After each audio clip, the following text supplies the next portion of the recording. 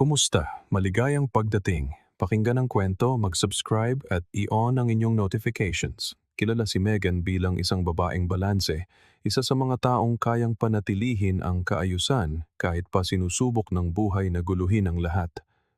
Halos 10 taon ng kasal kay Brian, nakabuo siya ng isang komportabling buhay. Ito yung tipo ng relasyon kung saan lahat ay umaandar o tila umaandar.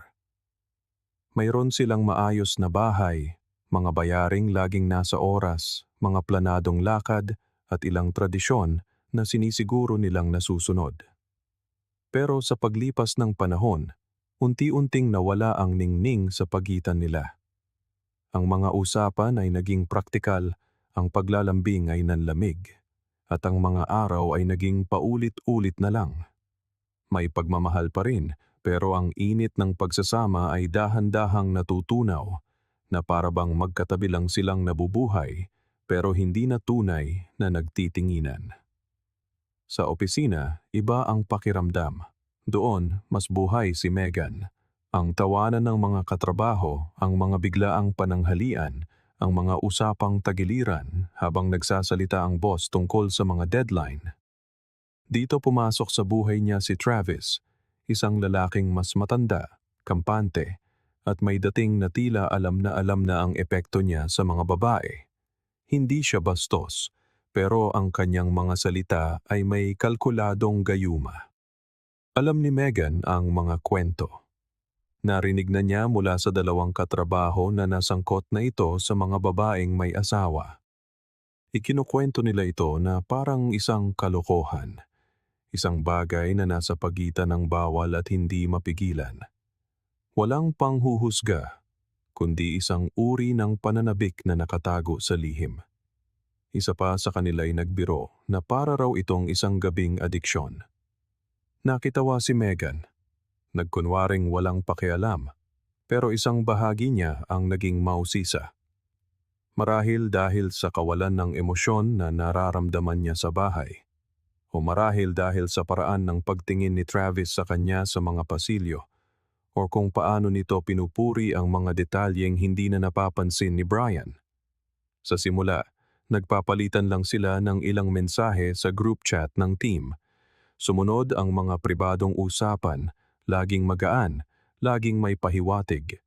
Alam ni Travis kung paano umabante at umatras sa tamang panahon. At dahil dito, naramdaman ni Megan na hinahangad siya sa paraang matagal na niyang hindi naramdaman. At tinablan siya, para itong pagsindi ng posporo sa isang madilim na kwarto. Mapanganib, pero nakakaadik. Ang mga mensahe ay nagsimulang magbago ng tono. Ang landian, na dati pasaring lang, ngayon ay may oras, lugar, at malinaw na imbitasyon. Alam ni Travis ang ginagawa niya. Sanay siya sa ganitong laro. Direkta, tumpak, kalkulado. Isang araw, habang nagkakape si Megan sa kanyang mesa, lumapit ito mula sa likod, marahang hinawakan ang likod ng kanyang upuan at pabulong na sinabi nang hindi man lang tumitingin sa kanya, "Aalis ako ng maaga ngayon pagkatapos ng tanghalian. Malapit lang ang apartment ko. Hihintayin kita roon. May 1 oras tayo." At umalis ito nang hindi naghihintay ng sagot. Nanigas si Megan. Naramdaman niyang uminit ang kanyang muka at bumilis ang tibok ng puso.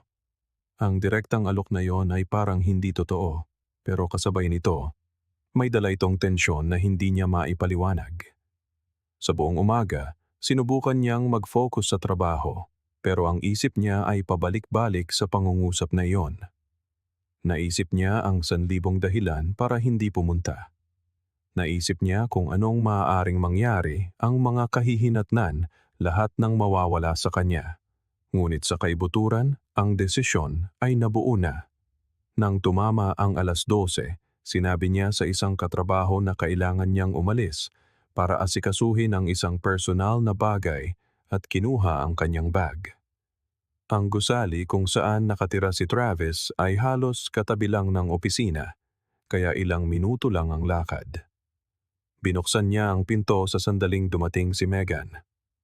May matigas na tingin ito, halos mapang-uyam, na para bang alam na niyang darating siya. Malinaw na hindi ito ang unang beses na ginawa niya ito. Walang anumang bahagi ng pagkikitang iyon ang tila biglaan.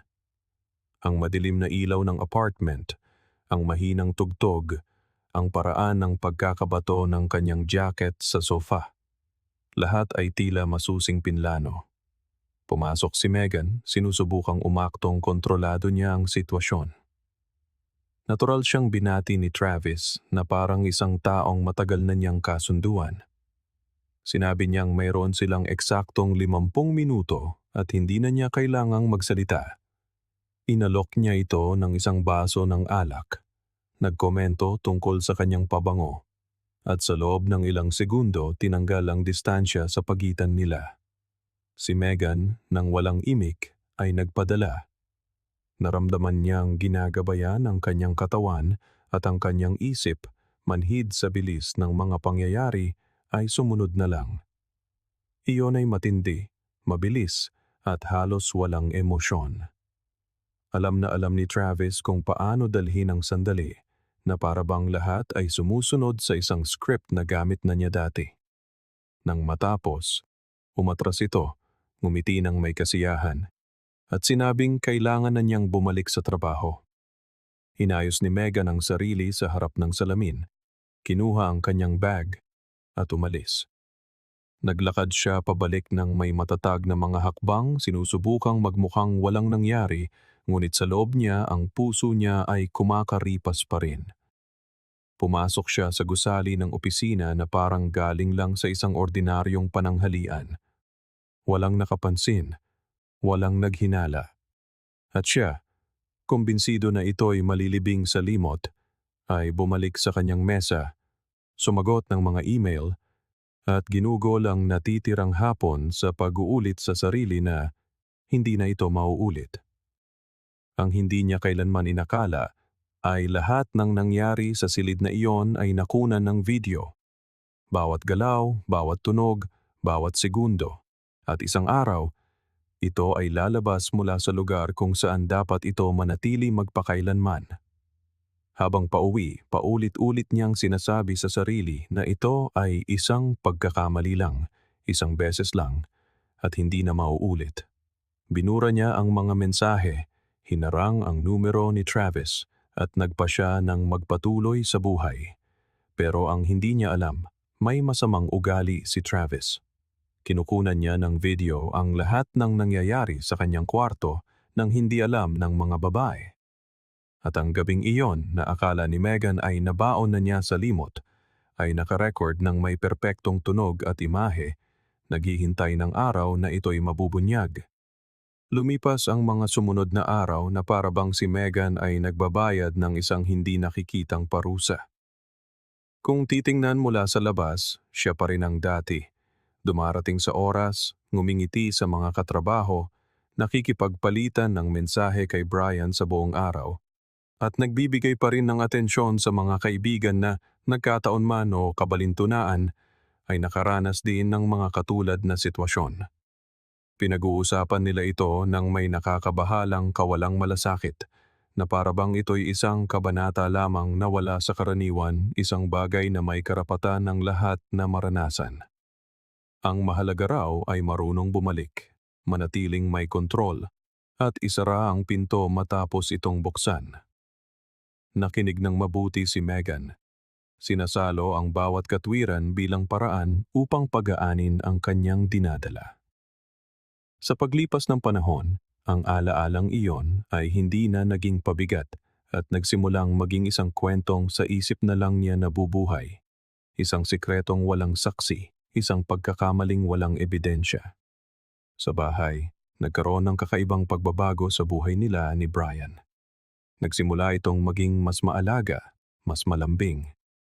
Naghahanda ito ng simpleng hapunan sa mga ordinaryong araw, pinupuri ang bago niyang gupit, tinatanong kung gusto niyang manood sila ng pelikula. Naguluhan si Megan noong una, na para bang inaasahan niyang may napansin ito. Pero kalaunan, naisip niyang isa lang itong magandang yugto. Marahil sinusubukan nitong buhayin ang nanlamig nilang pagsasama, O baka ito'y refleksyon lang ng isang babaeng mas magaan ang pakiramdam, mas madalas ngumiti at mas masiglang magsalita. Ano man iyon, mas lalo siyang kumapit sa ideyang walang nabago ang kanyang ginawa. Hindi nito naapektuhan ang relasyon. At kung wala namang nasaktan, marahil ay hindi nga ito ganoon kalala tulad ng una niyang inakala. Ang mga linggo ay naging buwan. Walang anumang senyales ng paghihinala si Brian. Mas naging madali ang kanilang mga usapan. Ang mga Sabado't Linggo ay hindi na gaanong tahimik. Naniwala si Megan na sa isang kakatuwang paraan, ang pagkakamaling iyon ay nagdala ng bagong sigla sa kanilang pagsasama. Para bang sinira nito ang isang panloob na pader na humahadlang sa kanya na makita ang asawa sa ibang liwanag. Mas pinahalagahan niya ang maliliit na bagay, hinanap ang paglalambing, at mas taos-pusong tumawa sa mga biro nito. Ang lalaking pinakasalan niya ay tila bumalik na. O baka siya ang muling nakahanap sa sarili matapos ang matagal na panahong naka-autopilot. Sa kanyang isip, para siyang dumaan sa isang shortcut para mahanap muli ang tamang daan. Ang kanyang mga kaibigan ay nagpatuloy sa kanilang Biyernes ng gabi. Sa gitna ng mga baso ng alak at nagkakapatong na usapan, lumalabas pa rin paminsan-minsan ang pangalan ni Travis. Walang nagsasalita ng may pagsisisi. Mayroon silang hindi binibigkas na kasunduan na lahat ng may kinalaman sa pangalang iyon ay dapat manatili sa nakaraan. Kapag may bumabanggit, laging pabiro o may maiikling parirala tulad ng isang adventure lang yon. O, alam naman niya ang ginagawa niya. Nakisabay sa tawanan si Megan. Pero sa loob-loob niya, may nararamdaman siyang kakaiba. Isang hindi mapakaling pakiramdam na lumilitaw kapag may nagsasabi kung gaano ito kahusay o kung paano nito laging kontrolado ang lahat. Para bang may isang bahagi sa kanya na alam na hindi pa tapos ang lahat, kahit walang tunay na dahilan para isipin iyon. Nagpasya siyang ibaon ito ng tuluyan. Binura niya ang lahat ng lumang mensahe, nilinis ang kasaysayan ng chat, tinanggal ang mga tala ng tawag. Gusto niyang alisin ang anumang bakas. Higit pa roon, gusto niyang maniwala na wala itong iniwang marka. Nagpatuloy ang payapang buhay nila ni Brian. Lumalabas sila para maghapunan, nagplano ng isang family trip. At sa isa sa mga gabing iyon na mas malapit sila sa isa't isa, tiningnan niya ito at nakaramdam ng kurot ng konsensya na may halong ginhawa. Naisip niyang sabihin, aminin ang lahat, pero ang ideya ay namatay bago pa man mabuo. Magiging isang bomba iyon. Sisirain nito ang kanilang muling binuo. At sa huli, napagtanto niyang ang katahimikan ng pinakamabuting landas. Ang pagkakamali ay pagkakamali, sabi niya sa sarili. Pero ang pagkakamaling nabunyag ay isang trahedya. At inakala ni Megan na nakatakas na siya sa trahedya. Ang tiwala niya sa sariling salaysay ay lumago habang lumilipas ang mga araw nang walang anumang banta mula sa labas. Si Travis ay tila naglaho na sa kumpanya. Sabi ng iba, nag-resign ito at tumanggap ng trabaho sa ibang lungsod. Ang kanyang pag-alis ay tahimik, walang formal na paalam, at ito'y nagbigay ng kapanatagan kay Megan. Para sa kanya, para na ring tinangay palayo ang nakaraan kasama niya. Wala nang nag-uusap tungkol dito, at walang senyales na may nakakaalam ng anuman. Bumalik sa normal ang mga araw. Ang pagsasama ay tila matatag, ang trabaho ay maayos, at ang konsensya ay dahan-dahang natunaw na para bang may kapangyarihan ang panahon na burahin ang mga bakas. Naniwala si Megan na nanalo siya, na ang sikretong bumagabag sa kanya ay tunay ng nalibing, na ang kanyang pinagdaanan kasama si Travis ay mananatili na lamang sa kanya at sa kanyang mga kaibigan. Sila rin ay nagpatuloy. Bawat isa'y may daladalang sariling katahimikan. Wala sa kanila ang nagpakita ng pagsisisi. Ang nakaraan ay isinara na parang isang kasunduan ng mga kasabwat na hindi mag-iiwan ng anumang bakas. At sa loob ng mahabang panahon, naging maayos ang lahat. Ang mundo ay nanatiling buo. Ngunit ang hindi inakala ni Megan ay hindi lahat ng kasunduan ay kayang lampasan ng panahon.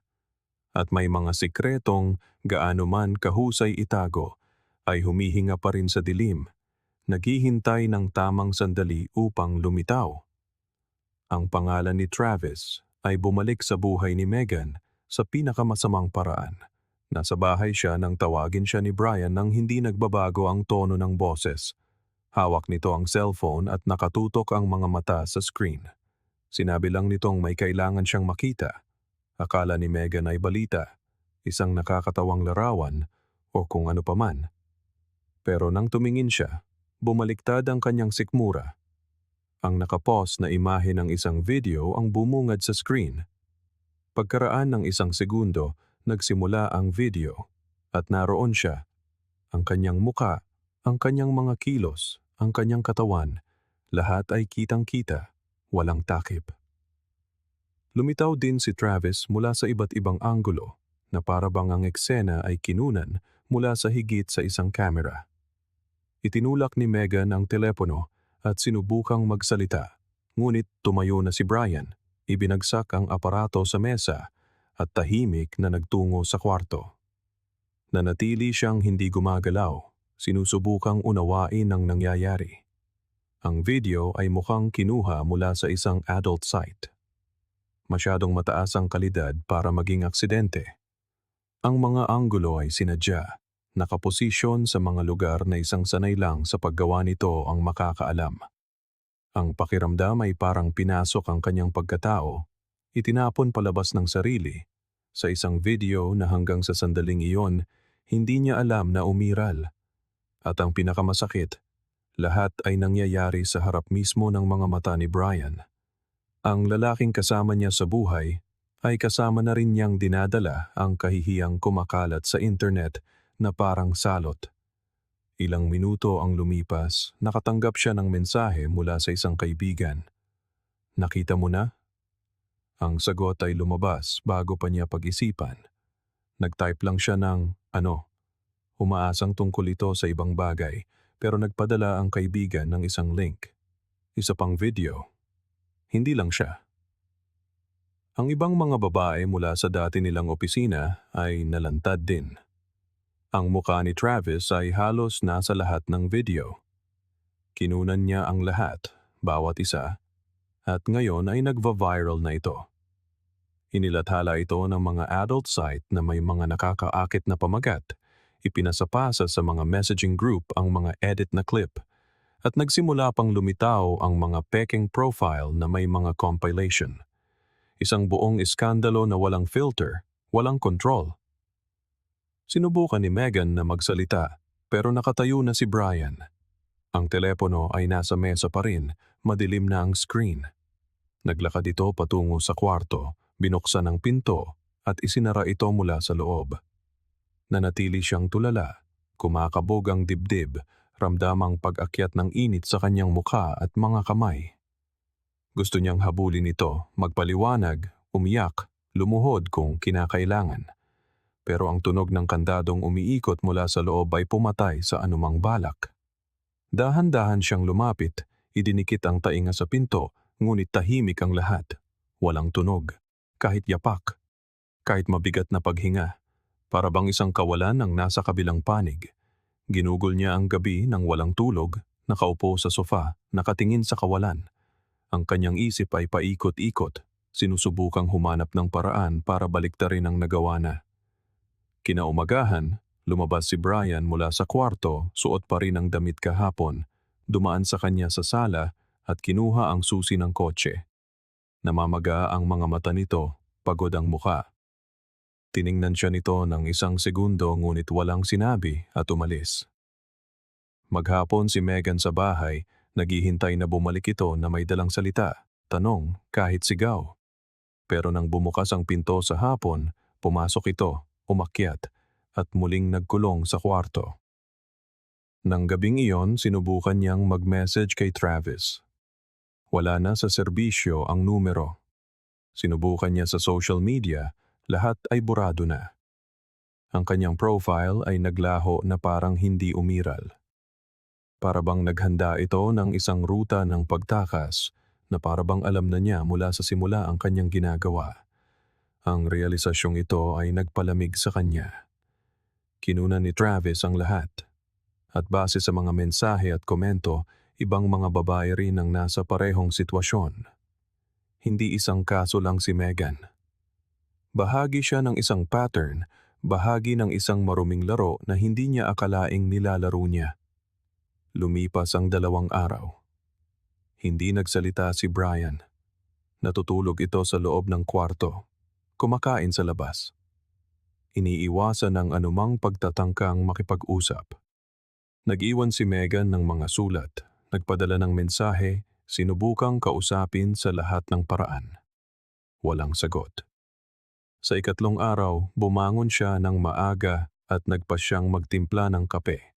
Isang simpleng kilos, marahil ay walang saysay, ngunit dala nito ang huling hibla ng pag-asa. Nang bumaba ito, naghintay siya.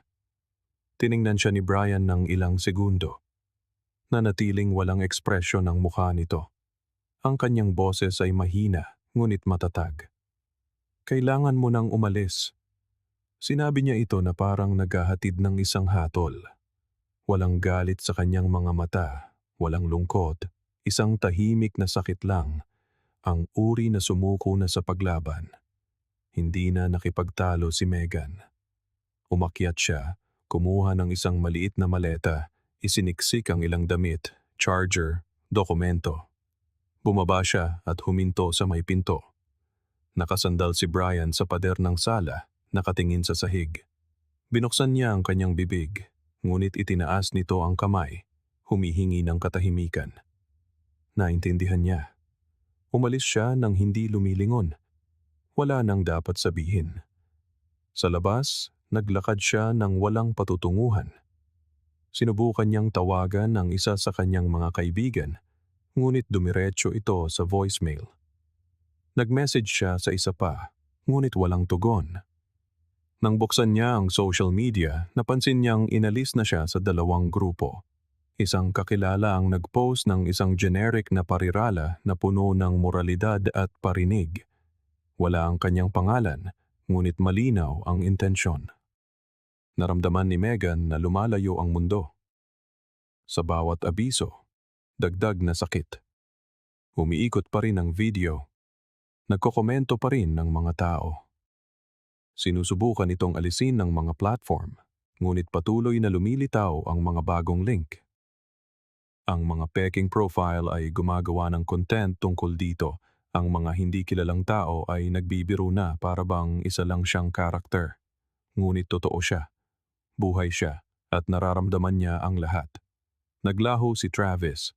Walang bakas, walang paumanhin, walang pagtatangkang ayusin ang kanyang ginawa. Naging abo ito at naiwan siya sa mga abo. Pasa ng bigat ng isang pagkakamaling, akala niya ay nalibing, ngunit ngayon ay hinihila niya saan man siya magpunta. Ang pagtataksil na dating nabuhay lang sa kanyang alaala ay umiiral na ngayon sa mga video, sa mga salita, sa mga titig na sumusunod sa kanya sa kalye. Ang nagsimula bilang pagnanasa ay naging pagkawasak. Ang nagsimula sa isang impormal na imbitasyon sa pasilyo ng opisina ay isa ng bukas na sugat sa harap ng mundo. Siya na naniwalang kontrolado niya ang sitwasyon ay natuklasan sa pinakamalupit na paraan na wala siyang kontrol sa anuman, na isang pagpili lang, isang bugso ng damdamin, ay sapat na para mawala ang lahat. At sa sandaling iyon, mag-isa, na may hawak na maleta, napagtanto ni Megan na ang tunay na parusa ay hindi ang pagkakalantad. Ito ay ang makalimutan ng mga taong dati kasama niyang ngumingiti at ngayon ay nagkukunwaring hindi siya kailanman umiral. Lumipas ang mga buwan at natapos ang diborsyo, pinirmahan ng walang away, walang mga abogadong nasa silid, walang palitan ng insulto. Para bang pareho na nilang naintindihan na lahat ay ganap ng nawasak, at ang subukang iligtas ang anuman ay parang pagkuha ng mga durog na bato pagkatapos ng sunog. Iniwan ni Brian na maayos ang mga papeles, Sinuri ang mga tuntunin ng may katiyakan at hindi na nagabalang tanungin kung sang-ayon siya. Pumirma lang si Megan. Sobrang pagod na niya, sobrang naubos, na ang tanging hiling niya ay matapos na ito ng mabilis. Umalis si Megan sa korte na may dalang kopya at isang kakaibang pakiramdam sa pagitan ng ginhawa at kahihiyan. Nagbago ng tuluyan ang kanyang buhay. Umupa siya ng isang maliit na apartment sa ibang bahagi ng lungsod. Isang simpleng lugar kung saan halos walang nakakakilala sa kanya. Kailangan niyang magsimula muli. Sinubukan niyang maghanap ng trabaho sa mas maliliit na kumpanya na walang kaugnayan sa kanyang nakaraan at nakakuha ng trabaho bilang isang administrative assistant. Hindi ito ang dati niyang ginagawa at ang sahod ay halos hindi sapat para sa kanyang mga gastusin, ngunit tinanggap niya ito.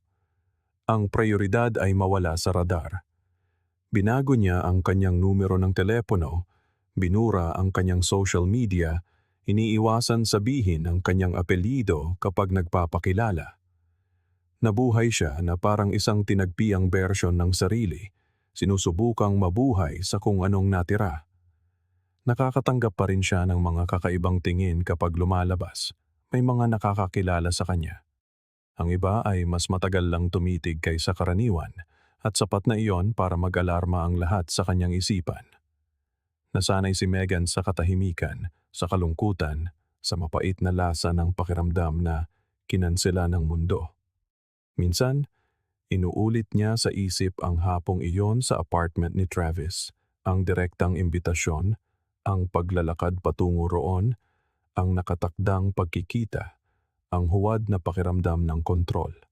Lahat ay tila napakalayo na, napaka hindi totoo, na parang naranasan niya ito sa labas ng sarili niyang katawan. Pero siya iyon. Siya iyon. Walang panlabas na puwersang nag-udyok sa kanyang desisyon. Walang anumang pangyayari ang maaaring maging dahilan nito. Ang tanggapin ng katotohanan iyon ay parang paglunok ng bubog sa bawat araw. Ilang linggo niyang sinubukang kumbinsihin ang sarili na tao lang siya, na lahat ay nagkakamali, ngunit ayaw pakinggan ng mundo ang ganoong salaysay. Mas pinili nilang ituring siyang kontrabida, ang simbolo ng ayaw aminin ng lahat na umiiral. Ang babaeng nangaliwa, nahuli at naging laman ng balita. Si Travis ay nanatiling hindi matagpuan. May ilang babaeng nag-isip na magsumbong sa pulis, ngunit napakatindi ng kahihiyang dulot ng pagkakabunyag, kaya't pinili na lang ng karamihan ang manahimik. Ang hiya ay naging isang tanikala. Walang sino man ang gustong sariwain ang lahat sa harap ng isang investigador, isang hukom, o isang taga-usig. At alam niya yon, kaya siya nag-record. Kaya niya itinago ang lahat. Ipinusta ni Travis ang kahihiyan bilang panangga at ito'y naging epektibo. Habang pasan-pasan nila ang bigat ng kasalanan, siya ay naglahong parang bula. Mabagal ang pagsubok na bumangon. Sinimulan ni Megan ang therapy, ngunit huminto rin pagkatapos ng ilang sesyon. Sinabi niya sa psychologist na walang saysay na halongkatin pa ang hindi na mababago. Ang tanging gusto niya ay matutunang magtiis. Unti-unti bumuo siya ng mga bagong gawain. Namamalengke siya sa parehong oras araw-araw, naglalakad-lakad, at nagsusulat sa isang lumang kwaderno ng mga bagay na wala siyang lakas ng loob na sabihin ng malakas. Walang plano para sa hinaharap. Walang tunay na pag-asa. Tanging ang pagnanais na malampasan ang araw ng walang mga bagong sorpresa, walang mga bagong video, walang mga bagong panghuhusga. Minsan, ilang buwan matapos ang diborsyo, ay nagpakita si Brian. Nagkataon lang na nakita niya ito sa isang kapihan. Kasama nito ang isang kaibigan, tumatawa, at mukhang maayos. Bago ang kanyang damit.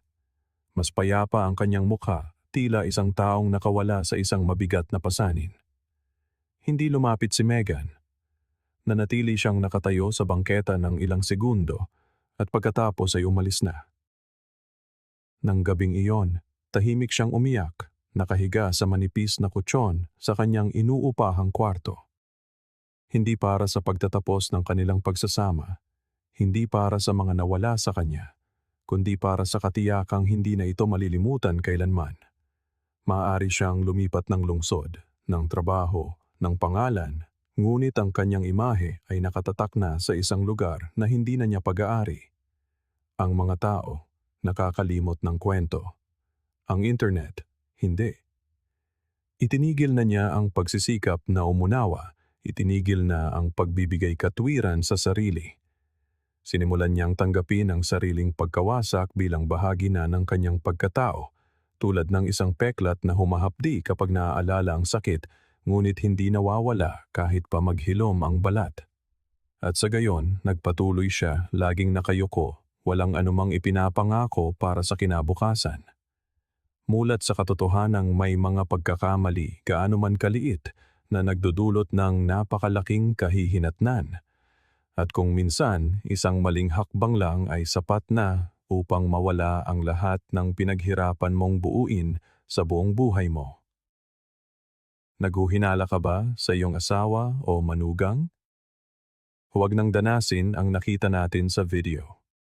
Tingnan ang link sa mga komento at kunin ang e-book na may mahahalagang payo at mga site na aprobado ng investigador upang pawiin ang iyong mga duda. Salamat sa panonood ng video. Kung nagustuhan ninyo, huwag kalimutang mag-subscribe sa channel at i-on ang notifications para hindi mahuli sa mga susunod pa. Hanggang sa muli.